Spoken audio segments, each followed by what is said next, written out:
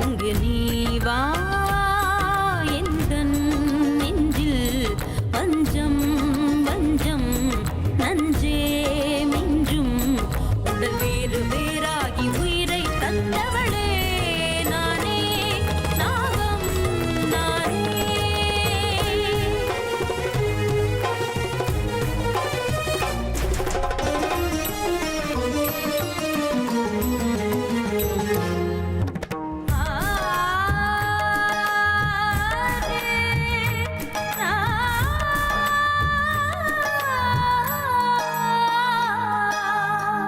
ஜென்மம் பல தாண்டி உன்னோடு வாழ வேண்டுமே மரணம் தன்னை வென்று தினம் காதல் செய்யவா நாகமணி தேடி என் ஜீவன் இங்கு வாடுதே சொந்தங்களை நாடி உயிர் தேடி ஓடுதே பூமிக்கு வந்த நிலவு பிறவீது சாபமா கடமையை தாண்டும் உறவு மனமிளகிடுமா எந்தன் நெஞ்சில் மஞ்சம் வஞ்சம் நஞ்சே மிஞ்சும் உடல் வேறு வேறாகி உயிரை தந்தவளே நானே நாகம் நானே தந்தவளே நானே நாகம் நானே.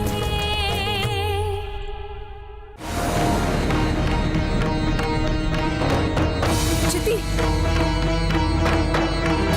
அந்த கெட்டவங்க நாகமணியை மறுபடியும் பயன்படுத்துறாங்க. நாகமணி அவங்களுக்கு ரொம்ப சுலபமா கிடைச்சிருக்கு. அதை அவங்க பயன்படுத்தாம வேற என்ன பண்ணுவாங்க? என்ன சித்தி இப்படி பேசுறீங்க? அந்த நாகமணிக்காக என் அப்பாவும் அம்மாவும் உயிரை விட்டுருக்காங்க. நானு இப்ப அனாதை அடிக்கிறேன். ரொம்ப சுலபமா சொல்லிட்டேங்க. பழி வாங்குற எண்ணத்தோட பொறுமையும் இருக்கணும் அமிர்தா. பழி வாங்குற எண்ணம் நம்ம மூளையை குழப்ப கூடாது. ஆத்திரப்பட்டு தப்பு பண்ணக்கூடாது அமிர்தா. இன்னைக்கு நடந்ததெல்லாம் நம்மளோட நல்லதுக்குன்னு நினைச்சுக்கோ. இதுல என்ன நல்லது இருக்கு? கிட்டவங்க செய்யறதெல்லாம் நல்லதா? அமிர்தா, இன்னைக்கு மகாலய அமாவாசை. பொதுவா அமாவாசை அன்னைக்கு நாகமணியோட சக்தி அதிகமாகும். ஆனா மகாலய அமாவாசை அன்னைக்கு மனுஷங்க நாகமணிய தன்னோட சுயநலத்துக்காக பயன்படுத்தினா அந்த மனுஷங்களாலேயே நாகமணி தனக்குள்ள இருக்கிற சக்தியை இழந்துடும்.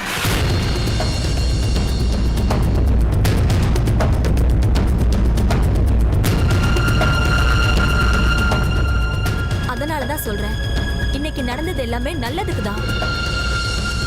அடுத்த 12 வருஷத்துக்கு அந்த கெட்டவங்களுக்கு நாகமணியால எந்த உதவியும் கிடைக்காது. அதுக்குள்ள அந்த கெட்டவங்க கிட்ட இருந்து நாகமணியை எப்படி எடுத்துட்டு வரணுங்கிறத பத்தி நீ யோசிக்கணும். என்னோட மனசு துடிக்குது. உன்னோட அப்பா அம்மாவை கொன்னவங்கள நானே ஏதாச்சும் செஞ்சு சாகடிக்கணும்னு துடிக்கிறேன். ஆனா வேண்டாம் சித்தி, அவங்களோட சாவு என் கையால தான் நடக்கணும். அவங்கள காத்திருந்து கொள்றேன். யாரையும் விட்டு வைக்க மாட்டேன். விட மாட்டேன் சித்தி, யாரையும் விட மாட்டேன். நான் அவங்கள பழி வாங்குவேன். எல்லாரையும் சாகடிச்சு மண்ணோட மண்ணாக்குவேன். இது என்னோட சபதம்.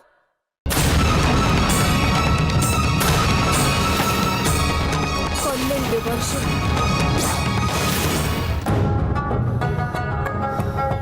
நாகமணியின் மகிமைகளும் விசேஷங்களும். நாகமணிக்கு மகாலய அமாவாசை அன்னைக்கு விசேஷமான ஒரு சக்தி கிடைக்கும். அதன் மூலமா நாம என்ன வேணும்னாலும் சாதிச்சுக்கலாம். செத்தவங்களை உயிரோட கொண்டு வரலாம்.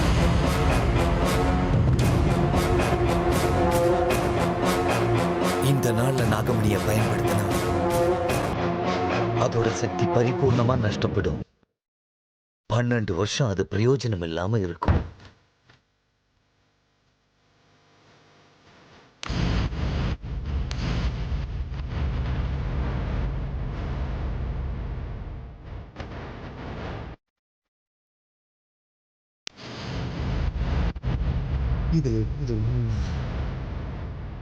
நாகமணி தன்னுடைய சக்தியை எழுந்திருச்சா?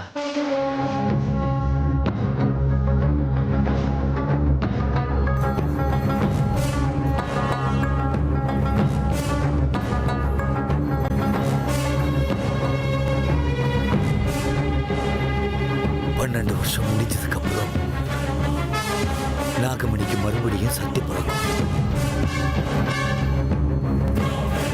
அதுக்கப்புறம் மறுபடியும் அது பழைய மாதிரி தெய்வீக சக்தியை அடைஞ்சிடும்.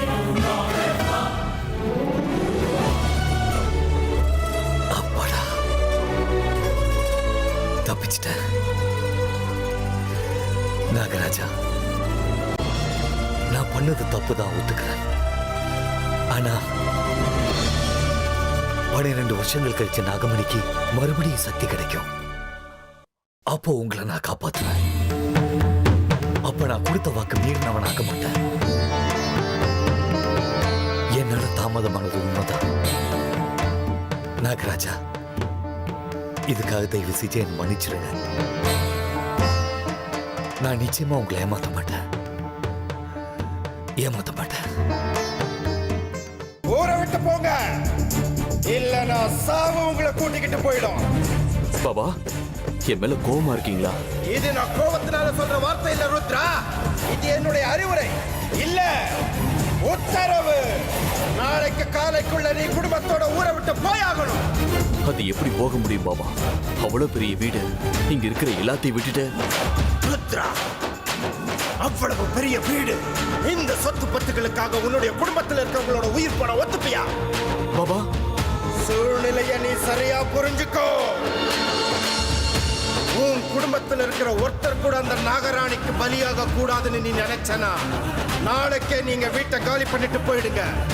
பாபா, நீங்க தான் எங்க வீட்டுல பூஜை எல்லாம் பண்ணிருக்கீங்களா? உங்க ஆசீர்வாதம் இருக்கா? உங்களோட மந்திர போல இருக்கும் போது அந்த நாகனிக்கு நாங்க பயப்படணுமா? பயப்படணும் ருத்ரா. என் மந்திர பலமும் இருக்கு, ஆசீர்வாதமும் இருக்கு. ஆனா ராஜநாகங்களை பத்தி நீ அவ்வளவு சாதாரணமா நினைச்சிராத. அதுங்க எப்ப வேணும்னாலும் எந்த உருவத்துல வேணும்னாலும் உன் கண் முன்னாடி வந்து நிக்கலாம். யார வேணும்னாலும் பழி வாங்கலாம். பையன் ஓடி வந்ததுனால தப்பிச்சுட்டான். யோசிச்சு பாரு ருத்ரா. நான் செஞ்ச மந்திரங்களும் பூஜைகளும் ஆசீர்வாதமும் இருந்தும் கூட உன் வீட்டு குழந்தைய உன்னால காப்பாற்ற முடிஞ்சதா? சர்ப்பம் மனுஷ ரூபத்துல காத்துக்கிட்டு இருக்கு. வேண்டாம் ருத்ரா, இனி நீ எதை பத்தியும் யோசிக்காத. உன்னோட நல்லதுக்கு தான் சொல்றேன். எவ்வளவு சீக்கிரம் முடியுமோ அவ்வளவு சீக்கிரம் குடும்பத்தோட காலி பண்ணிட்டு போறதுதான் நல்லது. ஒரு சின்ன நாகனிக்கு பயந்து ஊரை விட்டு போக சொல்றீங்க, அப்புறம் எப்படி நாகமணியை நாம தேடுறத? அதற்கும் ஒரு காலம் வரும் ருத்ரா. நாகமணியை தேடுறது அவ்வளவு சுலபமான காரியம் இல்ல ருத்ரா. நாகங்கள் 12 வருஷம் மட்டும் நான் பகைய மனசுல வச்சுக்கோ. அதுக்குள்ள நீங்க யாரும் அது கைக்கு கிடைக்கலனா உங்க மேல வச்சிருக்கிற பகைய மறந்துடும், இல்ல உயிரை விட்டுடும். அது வரைக்கும் நீங்க எல்லாரும் உயிரோட இருக்கிறது ரொம்ப முக்கியம். நீங்க சொல்றத கேட்கும் போது 12 வருஷம் அந்த நாகனை விட்டு நாங்க விலகி இருக்கிறது கஷ்டம்னு தோணுது பாபா. நான் என்னோட எல்லா சக்தியும் பயன்படுத்தி அந்த நாகராணியை கட்டுப்படுத்தி வைக்கிறேன் ருத்ரா. அதுல எவ்வளவு தடைகள் வந்தாலும் அந்த நாகராணியை நான் கட்டி போடணும்னா இதுவரைக்கும் நான் தவம் இருந்து பெற்ற எல்லா சக்திகளையும் பயன்படுத்தி ஆகணும். ஆண்டவன் அருள் உள்ள அந்த நாகராணியை கட்டி போடணும்னா அது அவ்வளவு சுலபமான காரியம் இல்ல. நாம் பயன்படுத்த போற அந்த சக்தியை நான் மீண்டும் பெறணும்னா அதுக்கு பல சூரிய சந்திர கிரகணங்கள் வந்து போகணும். அதுக்கு எனக்கு பல வருஷங்கள் தேவைப்படும். அந்த நேரத்துல நாகனி எங்களை குறி வச்சு வந்துட்டானா? அதுக்கு வாய்ப்பே இல்ல ருத்ரா. கிரகணங்கள் ஏற்படக்கூடிய நேரத்தில், மகா நட்சத்திரங்கள் முகூர்த்தத்தில், யமகண்டத்தில் நான் அவளை கட்டி போட்டுட்டேன்னா அதிலிருந்து விடுதலையாக மறுபடியும் அதே முகூர்த்தம் தேவைப்படும். வரப்போர் அந்த முகூர்த்தத்தில் நாகராணி அப்படியே கட்டி போட்டுடுவேன்.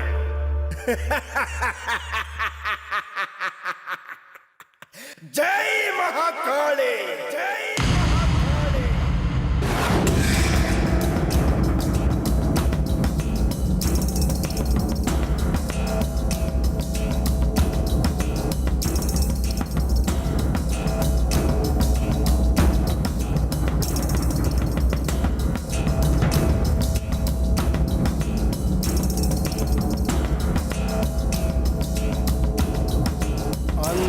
நாகினியை நான் கட்டி போடாம விட்டுட்டா அவங்க யாரும் உயிரோட இருக்க முடியாது.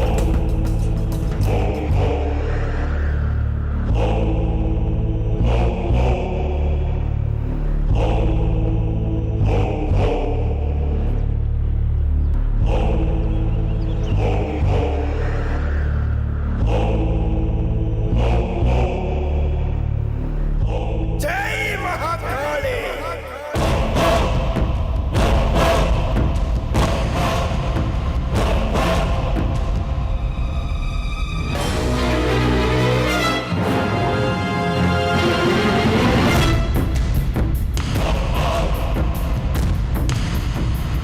காலபைரவாய நமः. அக்னியாய நமः. ஆயுவே நமः.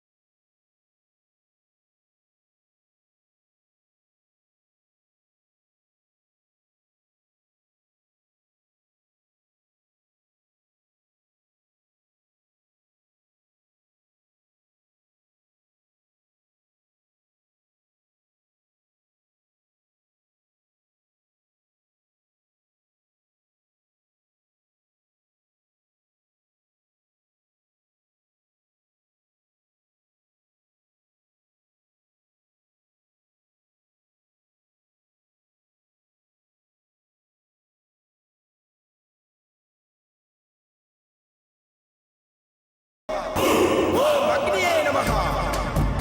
ஓம் காளியே நமः. ஓம் காலபைரவாய நமः. ஓம் நமச்சிவாய நமः.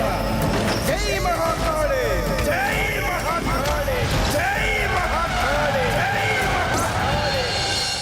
எதுக்காக தேவையில்லாம ஏன் மேல கோபப்படுறீங்க? பாபா இதை என்கிட்ட சொல்லி அனுப்புனாரு. அவர் இங்கிருந்து போனதுக்கு அப்புறம் மறுபடியும் ஒரு பூஜை பண்ணியிருக்காரு. அப்பதான் அவருக்கு ஒரு விஷயம் தெரிஞ்சிருக்கு. நாம இந்த வீட்டை விட்டு போயே ஆகணும், இந்த ஊரை விட்டே போகணும்னு சொன்னாரு. அதான் அது எப்படிடா முடியும்? பரம்பரை பரம்பரையா நம்ம வம்சாவழி வாழ்ற வீடு இது. நீங்க 2 பேரும் பிறந்த வீடு. இந்த ஊர் மக்கள் வீடு எல்லாத்தையும் விட்டுட்டு வேற ஊருக்கு போறதா? அது எப்படி ருத்ரா முடியும்? எனக்கு தெரியுமா, நீங்க சொன்னது எதா நானும் பாபா கிட்ட சொன்னேன். அதுக்கு அவரு ஒரே வார்த்தையில பதில் சொல்லிட்டாரு. வீடு சொத்து தான் முக்கியம், உங்க வீட்டுல இருக்கிற யாரையாவது பலி கொடுக்க தயாரானு கேட்டாரு. மூணு வாய ருத்ரா.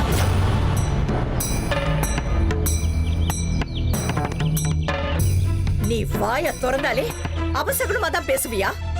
குடும்பம் நடத்துற வீட்டுல இப்படி அபசகுணமா பேசக்கூடாதுன்னு தெரியாதா? உண்மையாமா, நான் பேசினா உங்களுக்கு பிடிக்காதா? ஆனா யோசிச்சு பாருங்க, நாம இந்த வீட்ல இருந்து யாரையாவது இழந்துட்டா மறுபடியும் அவங்க நமக்கு திரும்ப கிடைப்பாங்களா? ருத்ரா, நீ வாய மூடு.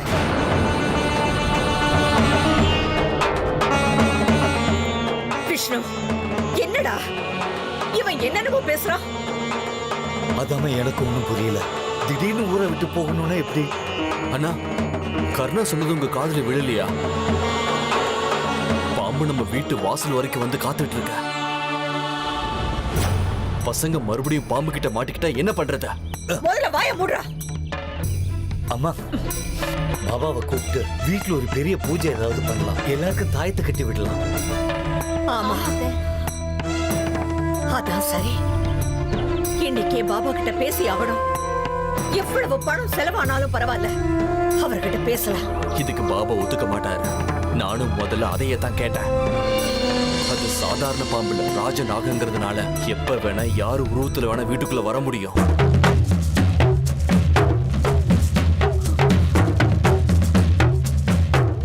அதுகிட்ட தெய்வீக சக்தி இருக்கிறதால எப்ப வேணா யார வேணா என்ன வேணா செய்ய முடியும்னு சொன்னாரு. அதனாலதான் நம்மள 12 வருஷம் வேற ஊருக்கு போய் இருக்க சொல்றாரு. அந்த சமயத்துல அவர் அந்த பாம்பை கட்டி போடுறேன்னு சொல்லியிருக்காரு. எனக்கு நம்ம பாபா இவ்வளவு தூரம் சொல்லி அவர் வார்த்தையை மீறத சரின்னு படல. இதுக்கு மேல முடிவு பண்ண வேண்டியது நீங்க தான். ஏன் அத்தை, இது சரி இது தப்புன்னு சொல்ற அளவுக்கு எனக்கு புத்தி கிடையாதுதான். ருத்ரா சொல்ற விதம் வேணா தப்பா இருக்கலாம். ஆனா நேத்து நடந்த சம்பவத்தை நினைக்கும் போது பாபா சொல்றதுதான் சரின்னு தோணுது. ஆமாமா, பிசினஸ் பிரச்சனை இல்ல. நம்ம எங்க போறோமோ அங்கேயே தொடர்ந்துக்கலாம். மெயின் பிரான்ச் அங்கேயே மாத்திக்கலாம். எனக்கும் அதான் சரின்னு படுது அத்தை. இந்த நேரத்துல எது சரி எது தப்புன்னு யோசிக்கிறதுக்கு பதிலா மறுபடியும் ஆபத்து வராம நம்ம பாத்துக்கணும். சரி, நீங்க சொல்ற மாதிரியே செய்யலாம்.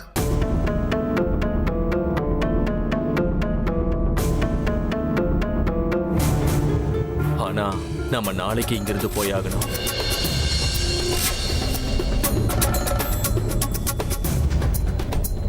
நாளைக்கேவா? அப்படின்னு பாபா சொல்றாரு. அவருடைய பேச்சை மீற முடியாதுல்ல. போகணும்னு முடிவு பண்ணதுக்கு அப்புறம் நாளைக்கே கிளம்பிடலாம். கிளம்புறதுக்கு வேண்டிய ஏற்பாடுகளை நான் பாத்துக்கிறேன்.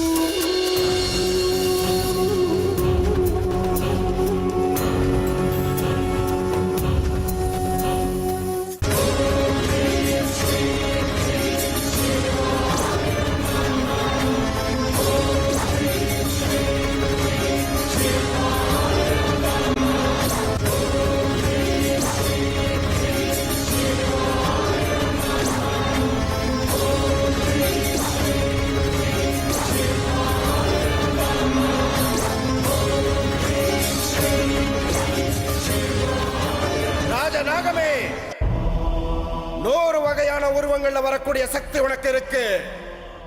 உன்னை நான் இப்ப கட்டுப்படுத்தி வைக்கலனா எதிர்காலத்துல எனக்கும் ருத்ரனோட குடும்பத்திற்கும் பெரிய ஆபத்து இருக்கு. எல்லாத்தையும் இழந்த உன்னுடைய சாபம் என்ன கட்டுப்படுத்திடும். அது மட்டும் இல்ல, எனக்கு கண்டிப்பா அந்த நாகமணி வேணும்.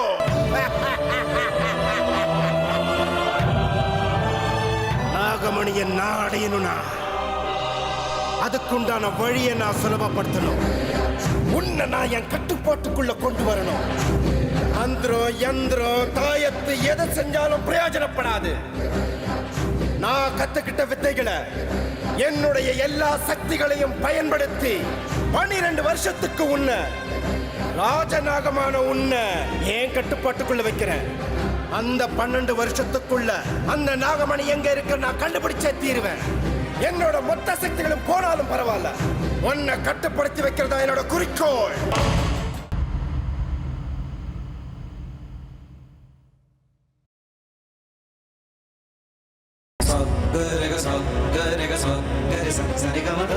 அம்மா, உங்க திங்ஸ்ல எடுத்து வச்சிட்டீங்களா? எல்லாம் எடுத்து வச்சுட்டேன். ஆனா சில சந்தேகங்களும் கேள்விகளும் அப்படியே நிக்குது.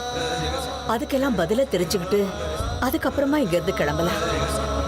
புது ஊர்ல புது வீட்டுல மனசுக்குள்ள சந்தேகங்களையும் கேள்விகளையும் வச்சுக்கிட்டு நம்மளால வாழ முடியாது, நிம்மதியே இருக்காது. என்னம்மா இது? திடீர்னு வந்து ஊரை விட்டு போயாகணும்னு சொன்னல, எதுக்கு? அங்க எல்லாரும் இருந்ததுனால நான் கேட்கல.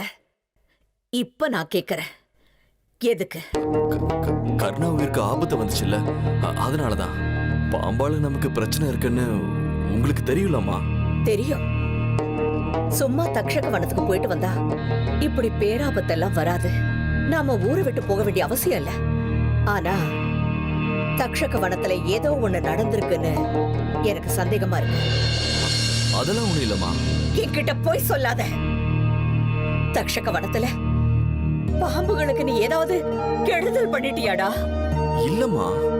எந்த தப்பும் நீ பண்ணாதப்போ இந்த ஊரு பிறந்த வீட்டையும் விட்டுட்டு போகணும்னு ஏன் பிடிவாதம் பிடிக்கிற? நீ ரொம்ப பயந்து போயிருக்க. இல்லன்னு என்கிட்ட சமாளிக்காத. பெத்த தாய்க்கு குழந்தைங்களோட நடவடிக்கையில சின்ன வித்தியாசம் தெரிஞ்சா கூட அவ கண்டுபிடிச்சிடுவா. உண்மையை சொல்லு, என்கிட்ட மறைக்காத. நான் எதையும் மறைக்கலம்மா. எனக்கு எந்த பயமும் இல்ல. நீ பொய் சொன்னா நான் கண்டுபிடிச்சிடுவேன் ருத்ரா. இல்லம்மா, நான் பொய் சொல்லல. தக்ஷக வனத்துல நிஜமாவே எதுவும் நடக்கலையா? இல்லம்மா, எதுவும் நடக்கல. என் மேல சத்தியமா சொல்லு. சாதாரணமா கேட்டா நீ வாயை திறந்து சொல்ல மாட்ட. நீ சொல்றது மட்டும் பொய்யா இருந்தா உங்க அம்மா இப்பவே செத்துருவா.